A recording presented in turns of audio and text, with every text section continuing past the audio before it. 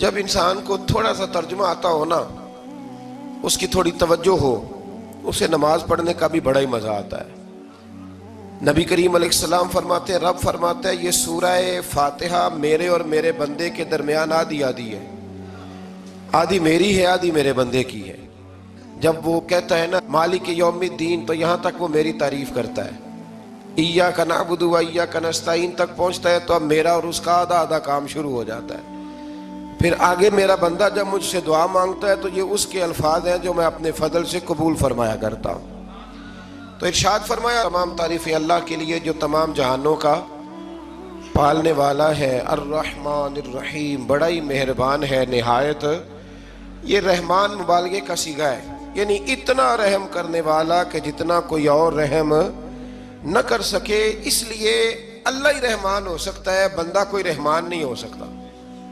بندے کو رحیم کہا جا سکتا ہے، نبی پاک رحیم ہے لیکن رحمان نہیں ہے، اس لیے کسی بھی انسان کا نام رحمان نہیں ہو سکتا۔ کسی دکان پر بعض اوقات لوگ نام رکھ لیتے ہیں رحمان بک ڈپو، تو یہ درست نہیں ہے۔ بندے کا نام رحمان نہیں ہو سکتا، عبد الرحمان، اس لیے کہ یہ لفظ رحمان خدا کے علاوہ کسی اور کے لیے بولنا درست نہیں ہے۔ پھر ارشاد فرمایا مالک یوم الدین، اللہ مالک ہے قیامت کے دن کا۔ تو یا اللہ آج کے دن کا مالک بھی تو ہی ہے، آج جو یکم رمضان مبارک ہے تو اس دن کا مالک بھی اللہ ہی ہے۔ تو یہ جو خاص کر کہا مالک یوم الدین، اس کا معنی یہ ہے کہ یہاں کچھ لوگ عارضی طور بھی تو بعض چیزوں کے مالک ہیں نا، یہ زمین میری ہے، یہ گھڑی میری ہے، یہ گھر میرا ہے، یہ بچے میرے ہیں، عارضی طور پر بھی تو لوگ مالک ہیں۔ لیکن قیامت کے دن عارضی طور پر بھی کوئی مالک نہیں ہوگا، قیامت میں ساری بادشاہی فقط میرے اللہ کی ہوگی۔ بلکہ رب کریم فرمائے گا کہاں ہیں وہ لوگ جو دنیا میں بادشاہ بنا کرتے تھے، کدھر ہے؟ بڑے بڑے کج کلا جو کہتے تھے کہ ہم اٹھتے ہیں تو لوگ اٹھتے ہیں، بیٹھتے ہیں تو دنیا بیٹھ جاتی، وہ کہاں ہیں؟ جب کوئی نہیں بولے گا تو رب فرمائے گا للہ الواحد القہار، آج ایک رب واحد اور قہار کی حکمرانی ہے۔ پھر ارشاد فرمایا ایاک نعبد و ایاک نستعین، بے شک ہم تیری ہی عبادت کرتے ہیں اور تجھی سے مدد چاہتے ہیں۔ عبادت بھی اللہ کی ہے اور مدد بھی، یہ جو بندوں کے ذریعے بعض اوقات مدد ہوتی ہے تو یہ مدد بھی اللہ کی ہے، یہ مدد بھی اللہ کی ہے۔ یہ کسی بندے نے مائک بنایا ہے جس کی مدد سے آپ تک آواز جا رہی ہے، تو اس کو عقل کس نے دی تھی بنانے کی؟ تو پھر مدد کس کی ہوئی؟ اللہ کی۔ تو دنیا میں کوئی بھی جو مدد کرتا ہے وہ اللہ کے ولی کریں، نبی کرے، پیغمبر کریں، تو وہ مدد کس کی ہے؟ اللہ کی، اس لیے کہ وہ ذاتی طور پر کچھ بھی نہیں کر سکتے، اگر اللہ انہیں توفیق نہ دے وہ کسی کی مدد نہیں کر سکتے۔ تو ایاک نعبد و ایاک نستعین، ہم تیری ہی عبادت کرتے ہیں، تجھی سے مدد چاہتے ہیں۔ اہدنا الصراط المستقیم، اے اللہ ہمیں سیدھا راستہ دکھا۔ کون سا راستہ سیدھا ہے؟ کون سا راستہ سیدھا ہے؟ تو اللہ نے خود ہی فرمایا ایسے ہی نہ بھٹک جانا، راستہ سیدھا وہ ہے صراط الذین انعمت علیہم، ان لوگوں کا راستہ سیدھا ہے جن پر اللہ نے انعام فرمایا ہے۔ اور وہ کون ہے؟ قرآن مجید نے خود فرمایا انعم اللہ علیہم من النبیین والصدیقین والشہداء والصالحین، وہ نبی ہیں، صدیق ہیں، شہید ہیں اور نیک لوگ ہیں۔ فرمایا اپنی مرضی کے راستے پہ چلو گے تو بھٹک جاؤ گے، رب کی بارگاہ میں سوال کرنا کہ وہ تمہیں نبیوں کے، صدیقوں کے، شہیدوں کے اور نیک لوگوں کے راستے پہ چلائے۔ غیر المغضوب علیہم ولا الضالین، نہ ان لوگوں کے راستے پہ چلا جن پر تیرا غضب ہوا، اور نہ ان کے راستے پہ چلا جن پر تو ناراض ہوا، جنہیں تو نے گمراہ کیا، ان لوگوں کے راستے پہ نہ چلا، بلکہ ان لوگوں کے راستے پہ چلا جن پر تیرا انعام ہوا۔ یہ جو لوگ ہیں نا مغضوب علیہم ولا الضالین، ایک گروہ یہودیوں کا ہے اور ایک عیسائیوں کا ہے۔ کہا جا رہا ہے یا اللہ نہ یہودیوں کے راستے پہ چلا اور نہ عیسائیوں کے راستے پہ چلا، ہمیں تو ابو بکر صدیق کے راستے پہ چلا، ہمیں تو عمر فاروق کے راستے پہ چلا، عثمان غنی، مولا علی اور جناب ابو ہریرہ کے راستے پہ چلا۔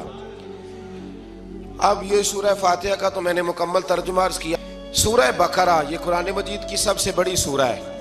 ایک حدیث اس کی فضیلت پہ سن لے، نبی کریم علیہ السلام نے فرمایا جس گھر میں سورۃ بقرہ پڑھی جائے نا، فرمایا جن کیا وہاں سے تو شیطان بھی بھاگ جاتا ہے۔ سورہ بقرہ گھروں میں پڑھیں. یہ سب سے بڑا تعویذ ہے اگر گھر میں جنات ہوں، کوئی آسیب ہوں. اور یہ وہ والا تعویذ ہے جو مدینے والے رسول نے عطا فرمایا ہے.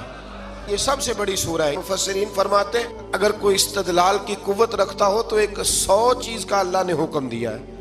بلکہ امام اعظم فرماتے ہیں 100 تھوڑی ہے، میری نظر سے پڑھو تو 1000 چیزوں کا حکم دیا ہے، 1000 سے منع کیا ہے، اور 1000 قسم کی نصیحتیں اللہ کریم نے سورہ بقرہ کے اندر فرمائی ہیں. اس سورہ مبارکہ کا جو پہلا رکوع ہے نا، اس میں جو سب سے پہلی آیت ہے وہ ہے الف لام میم. ان کو کہتے ہیں حروف مقطعات. پہلا لفظ ہی جب کوئی قرآن مجید کا پڑھتا ہے نا، بہت بڑا عالم فاضل، بہت بڑا محدث، تو اسے یہ کہنا پڑتا ہے کہ میں نہیں جانتا، اللہ جانتا ہے یا اللہ کا رسول جانتا ہے. الف لام میم کا معنی ہم نہیں جانتے، اللہ جانے یا اللہ کا رسول جانے، یا جس کو وہ دونوں بتا دیں وہ جانتا ہے، ورنہ یہ اللہ اور اس کے رسول کا راز ہے. یہ آگے ارشاد فرمایا ذالک الکتاب لا ریب فیہ، یہ وہ عظیم کتاب ہے جس میں شک کی کوئی گنجائش نہیں ہے. ھدی للمتقین، یہ ہدایت ہے پرہیزگاروں کے لیے. سوال یہ ہوتا تھا کہ یا اللہ جو متقی پرہیزگار ہیں وہ تو پہلے ہی ہدایت پہ ہیں، تو قرآن بھی اگر انہیں ہدایت دے گا تو پھر جو گنہگار ہیں ان کی ہدایت کہاں ہے؟ تو اس آیہ مقدسہ کا معنی مفسرین نے یہ بیان فرمایا ہے کہ مطلب اس کا یہ ہے کہ قرآن ہدایت دیتا سب کو ہے، لیکن اس سے ہدایت حاصل متقی لوگ کرتے ہیں. بارش برستی ہے نا سب جگہوں پہ، لیکن اگر کسی نے فرش کرایا ہو، ٹائلیں لگوائی ہو، تو وہاں پھل پھول اگ سکتے ہیں، سبزہ اگ سکتا ہے. اس کے لیے زمین کا زرخیز ہونا شرط ہے. قرآن مجید سب کو ہدایت دیتا ہے، لیکن قرآن مجید سے ہدایت لیتے وہ ہیں جنہیں اللہ نے تقوی والا دل عطا فرمایا ہے، ڈرنے والا دل دیا. آگے جو آیات ہیں نا 5، ان میں اللہ تبارک و تعالیٰ نے متقی لوگوں کی فضیلت بیان کی ہے، نشانیاں بیان کی ہیں کہ وہ کون ہوتے ہیں. ان میں پہلا ارشاد فرمایا کہ متقی وہ ہوتا ہے جو غیب پہ ایمان لے آتا ہے، اس چکر میں نہیں پڑتا کہ آنکھوں سے دیکھوں گا تو مانوں گا. اور دوسرا فرمایا متقی وہ ہوتا ہے جو نماز قائم کرتا ہے اور اللہ کے دیے ہوئے رزق سے اللہ کے راستے میں خرچ کرتا ہے. اور تیسرا فرمایا متقی وہ ہوتے ہیں کہ محبوب جو قرآن ہم نے آپ پہ نازل کیا اس پر بھی ایمان لاتے ہیں، اور جو آپ سے پہلے نازل کیا گیا اس پر بھی ایمان لاتے ہیں، یعنی تورات کو، زبور کو، انجیل کو، اس کو بھی وہ مانتے ہیں. اور پھر اللہ کریم نے فرمایا اولئک علی ھدی من ربہم واولئک ھم المفلحون. یہ جو لوگ ہیں نا غیب پر ایمان لانے والے، نماز پڑھنے والے، زکوٰۃ دینے والے، پچھلی کتابوں کو بھی ماننے والے، نبیوں کو بھی ماننے والے، اور رسول پاک پر ایمان لانے والے، فرمایا یہ وہ لوگ ہیں جو اللہ کی طرف سے ہدایت پر ہیں، اور یہ وہ لوگ ہیں جو دنیا میں بھی کامیاب ہو جائیں گے اور آخرت میں بھی کامیاب ہو جائیں گے. پھر آگے نا اللہ تبارک و تعالیٰ نے کفار کا ذکر فرمایا ہے 3 آیات کے اندر. مومن کے بعد دوسرا درجہ کس کا ہے ذکر میں؟ کافر کا. پہلے بات ہوئی 5 آیات میں مومنوں کی، اب 3 آیات میں ذکر کیا گیا پکے کافروں کا. مومن وہ ہوتا ہے زبان سے بھی اللہ اور اس کے رسول کو مانے، ان کی لائی ہوئی چیزوں کو مانے اور دل سے بھی تسلیم کرے. اور کافر وہ ہوتا ہے کہ جو نہ زبان سے مانتا ہے اور نہ ہی دل سے تسلیم کرتا ہے. پھر اللہ تبارک و تعالیٰ نے 13 آیات کے اندر 3 آیتوں میں کافروں کا ذکر کیا اور 13 آیات کے اندر پھر منافقین کا ذکر فرمایا ہے. منافق اس کو کہتے ہیں، منافق اس کو کہتے ہیں جو زبان سے تو دعوے اونچے اونچے کرتا ہے ایمان کے، لیکن اس کے دل میں ایمان موجود نہیں ہوتا. آپ حیران ہوں گے، یہیں پہ بات کو ذرا غور سے سمجھیں کہ مومنوں کا ذکر 5 آیات میں اور کفار کا 3 آیات میں، پکے کفار کا. اور منافقین کے لیے اللہ نے اگلے ہی رکوع میں 13 آیات بیان فرمائی. 13. یہ خطرناک گروہ ہے منافقین کا، یہ خوفناک لوگ ہیں. یہ وہ چھپی ہوئی بیماری ہے کہ جس کو پکڑنا تھوڑا مشکل ہے. کچھ بیماریوں کو ڈاکٹر کہتے ہیں نا یہ خاموش قاتل ہے، قتل کر دیتی ہے پر پتہ نہیں لگنے دیتی. اسی طرح منافقین کا ٹولہ ہے. قرآن مجید کہتا ہے ان منافقین کے بارے میں وَمِنَ النَّاسِ مَن يَقُولُ آمَنَّا بِاللَّهِ وَبِالْيَوْمِ الْآخِرِ وَمَا هُمْ بِمُؤْمِنِينَ. اے محبوب کچھ لوگ کہتے ہیں ہم اللہ اور آخرت پر ایمان لائے، لیکن وہ ایمان لانے والے نہیں ہے، تو جب رب کہتا ہے نہیں ہے، آج کسی کو کہہ دیا جائے نا کہ وہ بندہ جھوٹا کلمہ پڑھتا ہے، اس کی باتیں نہیں بتاتی، تو کہتے ہو آپ ایک کلمہ گو کو برا کہہ رہے ہیں۔ تو یہاں تو اللہ ان کے کلمے کا بھی اعلان فرما رہا ہے اور ان کے نفاق کا بھی اعلان 13 آیات میں۔ اور رب فرماتا ہے یخادعون اللہ والذین آمنوا وما یخدعون الا انفسهم وما یشعرون، فرمایا وہ اللہ کو دھوکہ دینا چاہتے ہیں مومنوں کو، حالانکہ نہیں دھوکہ دیتے مگر اپنی ہی جانوں کو، انہیں شعور ہی نہیں۔ اللہ تبارک و تعالیٰ نے 13 آیات کے اندر مکہ مکرمہ میں منافق کوئی نہیں تھا جب تک حضور نے ہجرت نہیں کی تھی۔ کیوں؟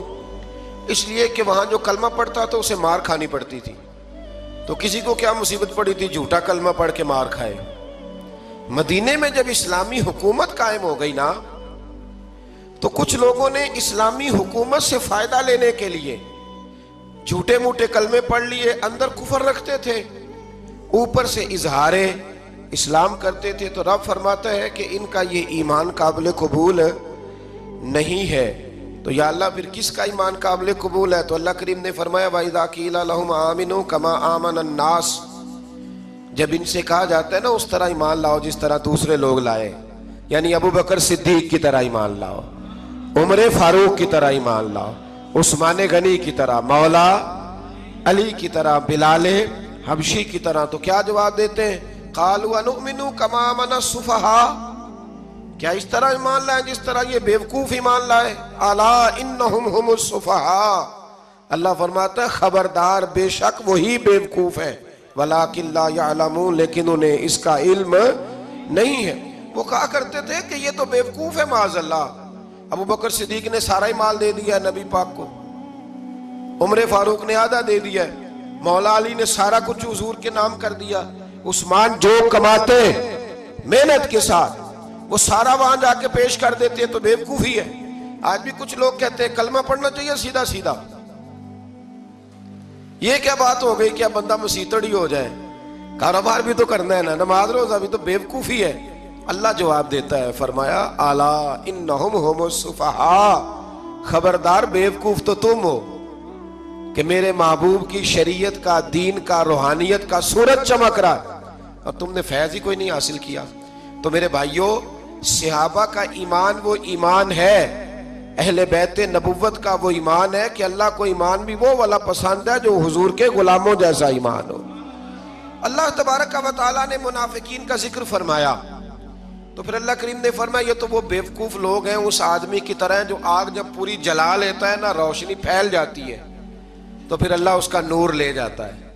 انہوں نے بھی چلاکیاں کر کے تھوڑا سا ماحول بنایا تھا تو اللہ نے ان کے سارے پردے کھول دیے، ان کے پاس کچھ باقی بچا، ان کے پردے کھول گئے۔ رسول کریم علیہ السلام کی بارگاہ میں نا ایک دن ان منافقین نے شرارت کر دی۔ منافقین نے شرارت کیا کی؟ جب حضور صلی اللہ علیہ وسلم نے فرمایا نا پوچھو جو پوچھنا ہے، تو امام راضی کہتے ہیں یہ پیچھے نمازیں پڑھتے تھے، یہ 313 تھے حضور کے پیچھے۔ اگر مدینے میں رہ کے منافق ہو سکتے ہیں تو باقی ملکوں میں بھی تو ہو ہی سکتے ہیں نا جی۔